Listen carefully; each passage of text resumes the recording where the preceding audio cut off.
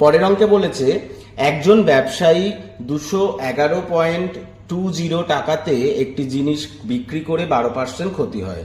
যদি তিনি 248.40 টাকাতে জিনিসটি বিক্রি করেন তবে তার ক্ষতি বা লাভ শতাংশ কত? আচ্ছা, 12% ক্ষতি, 12% ক্ষতি মানে সিপি 100 টাকা আর এসপি হচ্ছে 88 টাকা। তাহলে একে তুমি 4 দিয়ে কাটি, তাহলে কত হচ্ছে 25 আর 4 দুগুণে 8, 22। তাহলে এইটা হচ্ছে বিক্রয় মূল্য। আর প্রশ্নে বলেছে ব্যবসায়ী 211.20 টাকাতে একটি জিনিস বিক্রি করে, তাহলে ওটাও বিক্রয় মূল্য।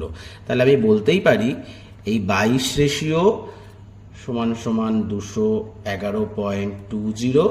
তাহলে 1 রেশিও কত? 211.20 বাই 22। আর সিপি হচ্ছে 25, তাহলে 25 রেশিও হচ্ছে 211.20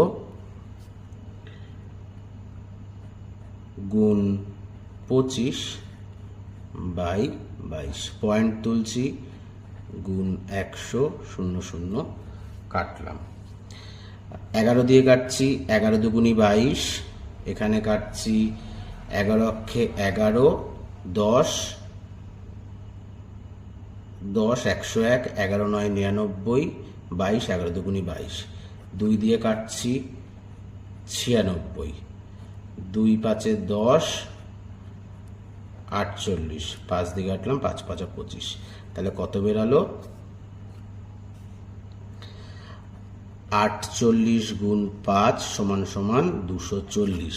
তার মানে সিপি কত বেরালো? সিপি বেরালো 240। আর কত বলছে? তিনি 248.40 টাকাতে জিনিসটি বিক্রি করেছেন। তাহলে এসপি কত? 248.40। তাহলে এখান থেকে বুঝতেই পারছি যে আমার লাভ হয়েছে। তাহলে প্রফিট পার্সেন্ট কত সেটাই প্রশ্নে বলেছে, লাভ বা ক্ষতি শতাংশে কত। সূত্র কি? সূত্র হচ্ছে SP minus CP by CP into 100।